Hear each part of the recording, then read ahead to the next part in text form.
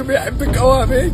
ابوك خد روحه يا بنت ويشوفك يا بنت قدام. يا بنت ابوك يا بنت يا رب.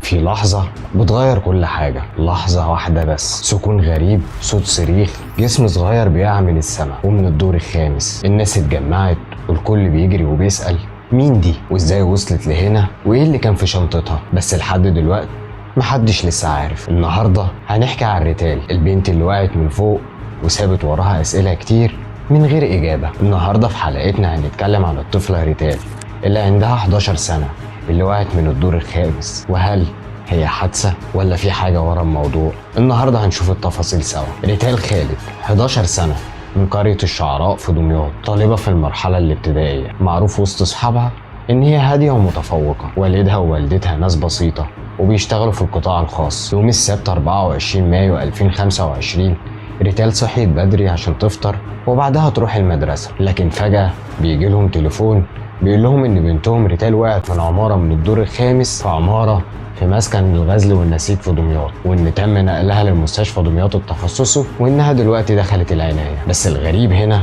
اثناء تفتيش الشنطة بتاعت ريتال لقوا في كشكول عليه اسمها ونص قالب طوب، وكمان ان في فردة من جزمتها كانت فوق من الطابق اللي وقعت منه، والفردة التانية كانت لابساها في رجليها. وهنا الناس بدأت تسأل ليه ريتال حاطة في شنطتها نص قالب طوب، واشمعنى العمارة دي اللي راحتها بالذات؟ في ناس من الشهود قالوا ان هم شافوها وهي بترمي نفسها، وفي ناس تاني قالت ان هي ممكن تكون مهددة من حد وده بسبب نص قالب الطوب اللي كان في شنطتها. وفي ناس تاني بتقول ان هي كانت في درس قبل الامتحان وبعد ما خلصت راحت المدرسة عشان توصل للامتحان بتاعها، بس الكاميرات موضحة ان هي خرجت فجأة وعمالة تتلفت حواليها. وزي ما انتوا شايفين في الكاميرات ريتال طالعة كده وعمالة تتلفت حواليها لحد ما دخلت العمارة، عشان بعدها بدقايق تيجي الإسعاف وتاخدها وتوصل بيها المستشفى. وهنا المستشفى بتقول إن حصل لها كسور في جسمها وحصل لها نزيف في المخ وكمان كسر في الجمجمة. بس النهاردة الأخبار صرحت إن ريتال ابتدى حالتها تتحسن وإن هي ابتدت تفوق واحدة واحدة، وإن النزيف كمان الحمد لله وقف. والشرطة لحد دلوقتي بتعمل تحريات مكثفة، لكن لحد دلوقتي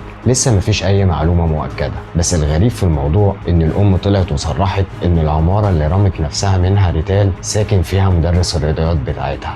وهنا كان في تساؤلات كتير، هل ممكن المدرس يكون ورا الموضوع؟ هل ممكن ان هو كان بيبتز البنت والبنت خافت منه؟ اسئله كتير لسه بتدور لحد دلوقتي ومحدش هيجاوب على الاسئله دي غير ريتال بس. والنهارده الحمد لله ريتال ابتدت تتحسن وكلها ايام وهنعرف الحقيقه. ريتال دلوقتي عايشه، بس هل لما تفوق هتحكي؟ ولو حكت هل هيصدقوها؟ في اسرار لما بتتقال بتفتح ابواب تانية، ويمكن ريتال فتحت باب ما يتقفلش تاني. بس لو مشينا واحدة واحدة مع بعض، إيه اللي يخلي طفلة عندها 11 سنة ان هي ترمي نفسها من الدور الخامس بالرغم ان ابوها طالع في كل الصحف منهار عليها؟ يعني مفيش ضغط اسري. والاسئله التانيه اللي موجوده هي ازاي المدرسه سمحت ان الطفله تطلع قبل الامتحان ب5 دقايق زي ما كان واضح في الفيديو؟ وليه انكروا ان هي حضرت من الاساس؟ واشمعنى العماره دي اللي راحتها بالرغم ان في عمارات تاني كانت قبل العماره دي؟ وايه اللي يخلي طفله عندها 11 سنه تشيل نص قالب طوب في شنطتها؟ ممكن طفله تفكر ان لما تحط نص قالب طوب في الشنطه ده هيتقل في الوزن بتاعها لما تيجي ترمي نفسها؟ بالتاكيد لا،